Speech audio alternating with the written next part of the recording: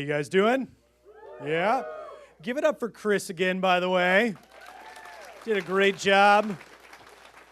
Maybe working on his teleprompter skills just a little bit.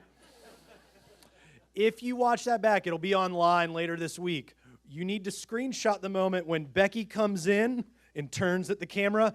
Look at Chris's face. She invaded all kinds of his personal bubble. And it's all over his face. And I don't blame him. Because Becky has a look of like, I'm excited to be here, and I could kill you. And so that's why all her kids are in order, because she give them a look, and they'll be like, Mom's going to kill us. And so we're excited about doing those. You'll see different people in the announcement video from week to week. And man, I'm really excited about today as we kick off our brand new series, Beautiful Collision. It's been one of those, we plan our series out a year in advance. We're getting ready to do that again here come in a few weeks, and we'll plan out all of 2016. And people, as they come and they hear different messages and things like that, they're like, man, it's like you had a camera in my living room this week and you knew everything. And I'm like, man, the amazing part is we planned this a year ago. And so I believe that as we come along to these series, it's exactly when we needed them. And God knows why we needed it at this place. And as I look at the landscape of the year, there's certain series that I really get pumped about, and this is one of them. Because I look, and today, over the course of the next 4 weeks, we're going to walk through this, what it means to have a beautiful collision with God. Today is a little more personal from me. And I don't say, some of the stuff that I'll share today is not to make Jason look better. I think sometimes in sharing our story, it helps other people heal. And I believe that as we share our story and we begin to open up, it says, you know what? Me too. Me too, I've been there. I've experienced that, and yeah, that's hard. And I believe that every one of us has moments in life that we wish that we could go back and undo. And so when we think about our life, some of the good things and the bad things, and then all of a sudden we look at God in His grace, in His love, in His mercy, and we think about those two colliding, we get terrified. Because we go, what is God going to do with this? And if it does, it's going to hurt, and it's going to feel awkward, and it's going to be messy. And I can promise you, yeah, to every one of those things. But what happens in the end is absolutely beautiful, but it takes time. And over the next 4 weeks, we're going to be looking at that. What does it mean for your life and my life to collide with an amazing, gracious, and loving God? It's not easy. It's actually downright terrifying. Now, you might think, if you're sitting here and you've been to church for a while and you've started to follow God, like, oh, this is a series for somebody else. Say, no, it's not. You could, what I say, I call it career Christians, people who, since you were a fetus, you knew Jesus, right? You were your parents brought you to church all the time. This is for you too. Or if you're coming through the door for the very first time and you went to church when you were 5 and, I don't know if there's a 5-year-old, that's all. And there's a little 5-year-old.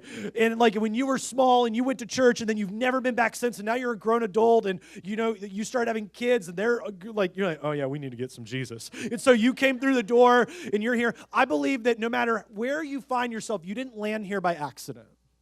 And so when we start series like this, you're in a safe place to encounter God and explore and ask questions and have doubts and have wrestling, because we're going to look at what does it mean to collide with His love and His grace and His truth. It's easy to say, man, God's love and God's grace, but we don't like to talk about the truth that God brings, because the truth is we have things going on in our lives that have to change. Every single one of us. And we're going to be in the Bible today, and if you're not familiar with your Bible, that's okay, because it's the very first book in the Bible, and so if you're not familiar getting your way around your Bible, it's the first one. And so you can open it up like a Bible assassin. You'd be like, yeah, I got it. Yeah, look at that right there. I found it. It's in the book of Genesis, and so it's the very first book in the Bible. The Bible's broken up into Old and New Testament, and we want you to journey along with us, and so if you don't have a Bible, again, you can pick one up for free at the Get Connected table, or you can download a Bible app, and we talk about this every week because we still have people that have been like, man, I've been coming for weeks, and what's that Bible app? It's a free Bible, has multiple different versions, reading plans, and you can walk through this and have it alert you and be like, you wake up in the morning, oh, I'm going to read my Bible. Your paper Bible won't tell you to do that, but your digital Bible will, because I know you guys all have that electronic leash that tells you everything. And so why not have an easy-to-read Bible on your phone? And you can download the Forefront app and take notes today, follow back with previous messages. But I want to make sure that each and every one of us has an access to a Bible, because we talk about the Bible, God's story, every week, and how we can go, man, I want to be a part of God's story. And so we're going to be over in Genesis chapter 37 is where we're going to be today. And so it's, again, first book in the Bible, just so flip over until you get to the big numbers that are 37. And we're going to be starting in a little bit in verse 3 and following. But before we do, as we dive into what it means to collide with God, I believe that God has promises and dreams and huge things for us. Now, this isn't going to be one of those, God has a promise for you, and you're going to be wealthy, and everything's going to be great, whatever. You're not going to hear that here. Because I've been following God for well over almost 2 decades now, and trust me, I'm not wealthy, and all the stuff that goes on. And so if you hear that kind of teacher, that kind of promise, you might be able to go find that somewhere, but you're not going to find that here. But what I will tell you is we talk about what God has in store for us and the promises that we have. There's some beautiful things in store for you and I. Why don't you pray with me? God, I just thank you that we get to be a part of this, that we get to dream, that we get to have these promises that you have given to us. And as we journey through this over the next 4 weeks, my prayer is that we won't be scared to take steps, that we won't just hold back, that we will give every bit of ourselves, that we'll be receptive, that we'll listen, that our hearts will be ready to hear what you have for us. It's in Jesus' name we pray. Amen. I have a dream that one day a teenager can, within their own small ways, turn on a small light in a dark room. I'm not saying it's going to be easy. You're going to work harder than you ever worked before. But it ain't about how hard you hit. It's about how hard you can get hit and keep moving forward. How much you can take and keep moving forward. You got a dream, you got to protect it. In spite of problems, don't ever let somebody tell you you can't do something. Because if you're willing to go through all the battling you got to go through to get to where you want to get, who's got the right to stop you? Now, if you know what you're worth, now go out and get what you're worth. I say to you, what every warrior has known since the beginning of time. Our deepest fear is not that we are inadequate. Our deepest fear is that we are powerful beyond measure. Seize the day. leave no doubt. You want something, go get it. Period. But you're gonna let it be just exactly who you are in here. That's the pursuit of happiness. And people ask me all the time, what if you lose? Understand that battles are primarily won in the hearts of men. But I want to tell you something that they don't know. They don't know your heart. I'll tell you this, in any fight, it's the guy who's willing to die who's gonna win that inch. You gotta lay that heart on the line. Well, men, let me see your hearts. This is your time to rise from these ashes and grab glory.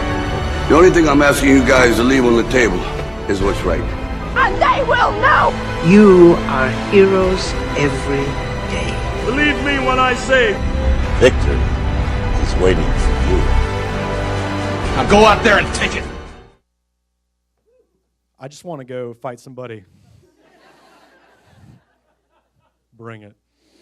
No, just tackle somebody, do something. There's a lot of you who I'd be scared to fight right now. I'm not a fighter. I'm a lover. Things getting weird. All right.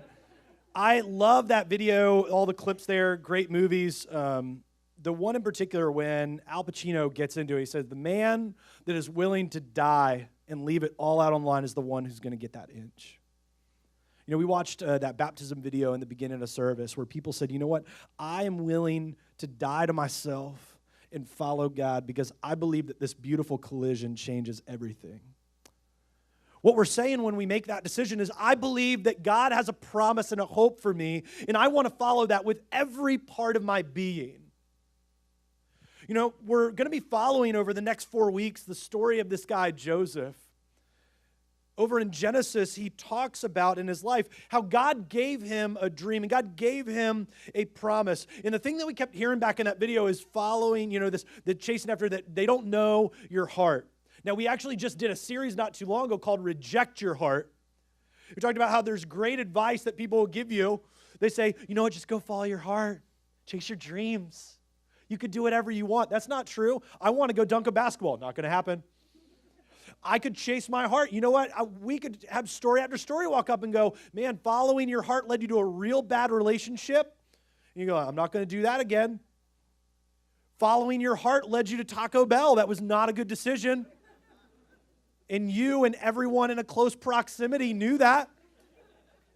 And so what we said during that series, if you missed it, and you can go back and listen to it and watch it, is that we need to reject our heart, but what do we do after that is that we embrace what God designed for you and I, and we begin to follow him in that.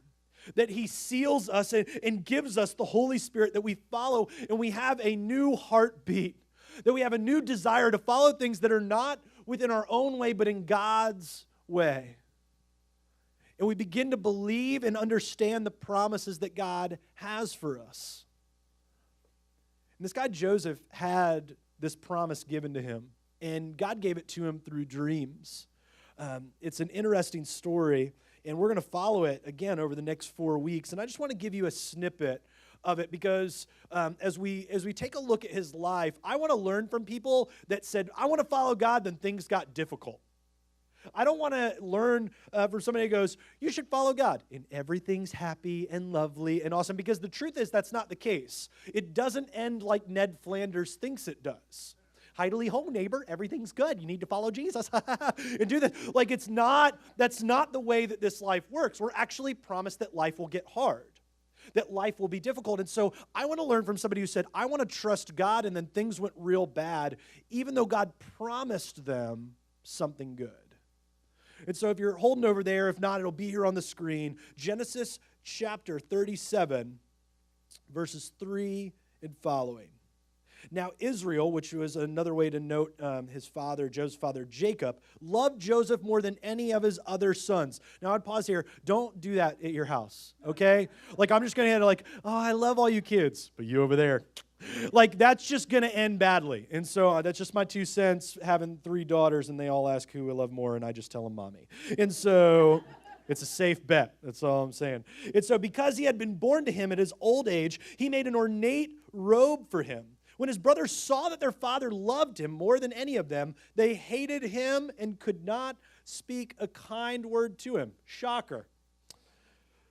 Then Joseph had a dream. And when he told it to his brothers, they hated him all the more. This would be Joseph's hashtag TMI moment. Verse 6, he said to them, listen to this dream that I had. We were binding the sheaves of grain out in the field when suddenly my sheaf rose and stood upright while your sheaves gathered around mine and bowed down to it. They already hate you, bro. Like you don't need to do this. His brothers said to him, again, shocker, do you intend to reign over us? Will you actually rule us? They hated him all the more because of his dream and what he had said. It's getting worse and worse for him. Then he had another dream, and he told it to his brothers. Listen, he said, and they're like, oh, here we go again. I had another dream, and this time the sun and the moon and the 11 stars were bowing down to me. When he told his father, as well as his brothers, his father rebuked him and said, what is this dream you had? Will your mother and I and your brothers actually come and bow down to the ground before you? His brothers were jealous of him, but his father, who was even-tempered, kept the matter in mind. I think all of us come to God in church for the same reason. We're maybe at different stages, but I think whether, a boyfriend, girlfriend, or spouse dragged us or a friend brought us along, at some point we stick and stay because we believe a promise that God has more in store for us than this life has to offer. That we go, my life in its current existence could be better if it collided with God. Now, there's all sorts of promises that we believe in that we would go like, man, those are good. Like heaven, Check, love that idea. Like, you mean I don't have to stay here when I die, and I get to be with you forever, and like sing and dance and streets of gold and yada, yada, yada. Like all that, sign me up. That's awesome.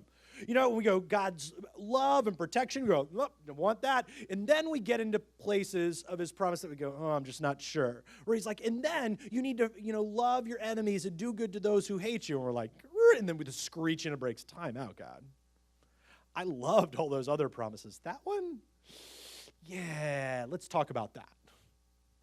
And there's promises that God gives us, and I think that's why I did. That's why I was searching and looked at all kinds of different faiths and philosophies and world religions to find what is it out there that's true. And for me in my life and why I do what I do is because I believe that God is the one above all else that rings true.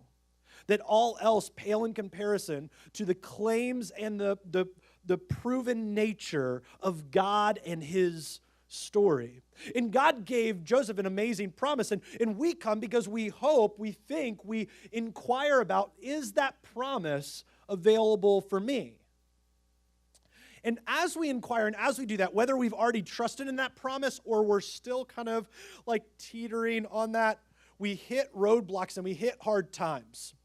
And it shakes our foundation on whether or not we're going to follow those. Because I meet people who I would say are career Christians who have been at this a while, and they had a beautiful collision. They were amazing. They were what you would say like on fire, and they were just excited, and there was a passion in them. And then all of a sudden, 4 months later, 5 months later, a year later, they're like, man, I really like that band, but it's Sunday morning, the alarm goes off, like, do I have to look at that Jason guy again? No, we should go to the beach, yeah. Like, I get it. Like, I would rather look at the beach than my face. I get it. And so, like, we do this thing, and then we go, like, man, I don't really know about this whole servant thing. Like, somebody else obviously would do that. And we get through this high level of passion, and then it slowly fades off. And then for others of us, we haven't gotten there yet. We haven't gotten to a place where we trust him yet. And all of these roadblocks, no matter where we hit, start popping up, and they make us question whether or not the promise is true. Like, I saw all the Patriots fans this week. They were like, Brady! Tom Brady did it! He beat that thing! And they're going on and on like it was the second coming, right? And like, he may have beat the court, but he didn't beat the Giants. So I'm just going to throw that out there. Just saying. I'll take it where I can get it. And but we have these promises that don't seem to deliver. And we meet these moments where we go, God, I think what you're saying is that I get to have joy. I get to have a passion and excitement, except things are hard. And we look at the life of a guy named Joseph, and things got really hard for him.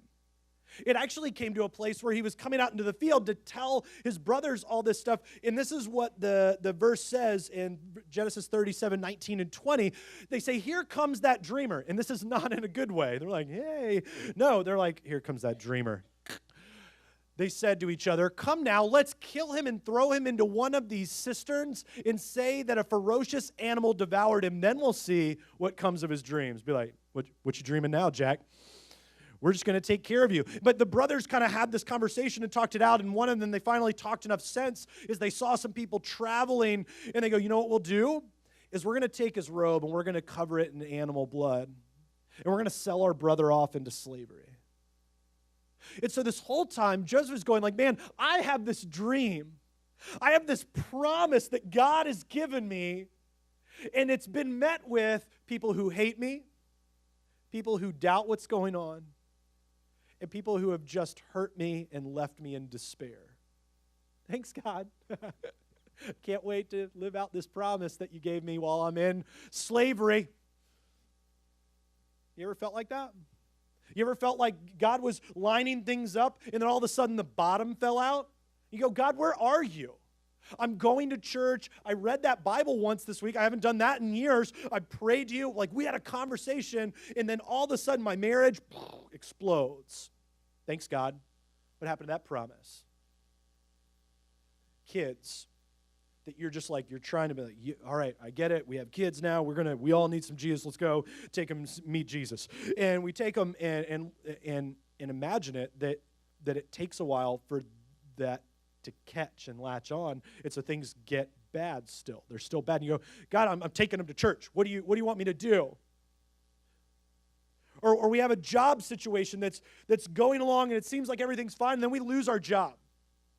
And we go, God, come on. Like, I love you. I'm trying to do the right thing, trying to make wise choices, all that stuff that I read there, and whatever the preacher guy tells me, or they sing the songs, or we went to that Joe group, and that Joe group leader told me that, that things that God wants me to have a hope and a future, that he doesn't want me to hurt, that he has plans to prosper me. Is this prospering God? I've been there. As I started walking out my journey with God, I went away to college, and I was like, I'm either going to find out that the Bible's true and I'm going to follow him, or I'll just go back and do my art school thing. And sure enough, my second semester, I was like, man, I'm sold, I'm bought into this. And I started an internship at a church. First day on the internship, I was like, all right, God, I'm following. I believe that God had a promise for me. I was going to help people and do all this stuff. We show up at a kid's house that his dad had committed suicide.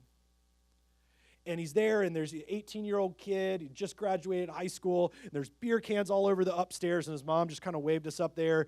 And I'm like, all right, we're going to help this kid. It's going to be amazing. His dog runs up and latches onto my leg, and not in the way that I would hope.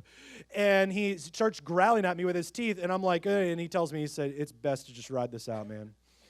I'm like, awesome, first day of ministry, and I'm going to do this. I get back later on in the week, and one of the lead volunteers comes up to me and says, I just need to let you know, at the time I had stretched ears and everything else like that before I had surgery on them, and he's like, I just want to let you know, with somebody like you in our church, like, I'm going to do everything I can to make sure you don't get hired on full time. I'm like, awesome, you have a good day. And I remember getting in my car, and I was just like, man, this is what following Jesus is like. Yay, Jesus. And I was just so frustrated. I didn't know what to do. Right before they were going to vote to have some of the interns, whether or not they were going to have us full time, I ended up going out to my car, and it had a flat tire with a screwdriver sitting next to it, and a note that said, why don't you just leave? Yay, Christians. Now, I don't say, and I say that, again, I don't believe that all Christians are like that at all. I actually think that the overwhelming majority are loving, kind, whatever. But I share that to say that, when you start going down a journey to follow God, there's sometimes where people meet it with apprehension, and it actually gets a little abrasive. And what we found out for Joseph is his life was not ending up like the promise that he thought he was going to have. And I can't imagine him sitting in slavery. His parents think he's dead. His brothers think that eventually he's going to be dead because he's a slave, and they don't treat slaves very well. And so eventually he's going to die off. And so for all, intents and purposes, they believe that he is gone. And so he's like, I have no one. God told me that I was going to live out this promise. And yet, God, here we are. Really, God? Really? You told me to follow you, and this is what I get? When is that promise and that dream going to be fulfilled? I write down a lot of notes, and I journal because, you have a notebook because I'm a man. But I write down stuff in the mornings, and as I was studying for this a couple months ago, I wrote, don't be discouraged by others doubting God's promises for you, but don't be surprised either. Following God isn't easy. Following God is not easy. See, but here's what you don't hear a lot, is that you're going to have hardship whether you follow God or you don't. That's a promise. So now the case is, do I want to follow God and have someone to have my hope in a promise of something greater? Or do I just want to wade through all the stuff on my own? This is the way we would put it, and we have a takeaway each week, is that God's promises lead through dark places, and that's okay. That's okay. I hear people say all the time, I just want you to pray that this will go away. I just want you to pray that this will end. Jason, I just want you to pray that I don't have to go through this. Here's what I know. Every time that I've ever been through something that's been hard, when I came out on the other side, you know what happened? I was stronger. I was more diligent in who I was going to be. I trusted God more than I ever did before. Now, I'm not going to play and act like in the moment everything was fine. I'm like, I love hurting. Like, I love crying. I love being sad. Or I love whatever. Like, don't get me wrong. In the middle of it, that stuff is hard. But God has a promise for every single one of us that we can have redemption and freedom in Him through His Son. So the question is, am I going to follow it and take hold of that promise? Am I going to do that? And if I did do that years ago, am I actually embracing it like the day that I made the choice to follow Him? Because I think for many of us, as we look in the mirror and we see ourselves age, even though we don't want to admit it, we're like, yeah, I'm good, yeah, right, yeah. And we suck everything in, and we're like, yeah, I still look like I was in my 20s. You know, you guys are in your 20s. I know you're like, oh, that'll never happen to me. You're in denial. And so we have these moments where we look back and we go, man, there's a lot that's happened in life. There's a lot that I've learned. There's a lot that's gone on. There's been a lot of hurts, and there's been a lot of stuff, and that's okay. It's through those moments that help you get to the places that God needs you to be. And that's where that beautiful collision takes place. When it's not easy. And it's super messy. There's nothing about the church that's clean and tidy. There's nothing about our relationship with God that is all rainbows and butterflies. It's hard. But it's so beautiful at the same time. There's a truth that I have to remind myself and want to remind you guys too. It'll be here on the screen. You're doing better than you think you are, and God is doing more than you think He is. I remind myself, I have it written in my Bible, I remind myself that all the time, because I think all of us are our own worst critics. And so we go through this collision with God and faith and what's happening, and we're like, man, I stink at this. Man, I see those guys up there playing in the band, or I see those volunteers that are back there teaching your kids. Yeah, they get it. Yeah, they're special back there. And they're teaching the kids to do that. Like, man, look at me. Or we see families as they post stuff on social networking, which is all totally true. And we see that stuff and we're like, man, their family has it so much better than mine. Like, look, I'm failing at this. You're doing so much better than you think you are. But the heavier truth in there is God is up to way more behind the scenes than you realize He is. You know, I received this letter in 1998. I keep it in my Bible. It was the summer after my second semester in college. And I went to this camp and helped lead like students and things like that. And the girl wrote me a letter. It was very kind. It was very encouraging. And at the end of it, she said, I just need you to know when it comes to God, He is proud of you, and He always will be. And I was like, oh, that's cool. And over the years, like I've kept that, and I'll go back and read it. And I've tried to hold on to that promise. And I don't know where you're at in this journey. And I share this again, not to bring attention to myself, but to share with you, me too. There were days where I didn't believe that. There were moments where I didn't believe God was proud of me. There was a time when I took on this role years ago where I had a heavy bout of depression, and I deal with anxiety. The whole bit, like super, like God plays a practical joke and gets me up here, and then I get downstairs or down off the stage and breathe and everything else. And and when I first took the role, like it was like, you're going to do what? I got to get up and look at people, and that's why we keep it darker, so I don't have to look at your faces, or else I just hyperventilate, and then you need to find a new pastor. So everybody's like, turn on the lights, let him do it. No, just kidding. And so like I dealt with depression. My wife would have to shake me up and get me out of bed. Like, all right, it's another day to go to work. And I'm like, I don't want to go to work. I don't want to. She's like, no, we got kids. You got to take them to school, and you got to do it. So get up, love you, but suck it up, buttercup.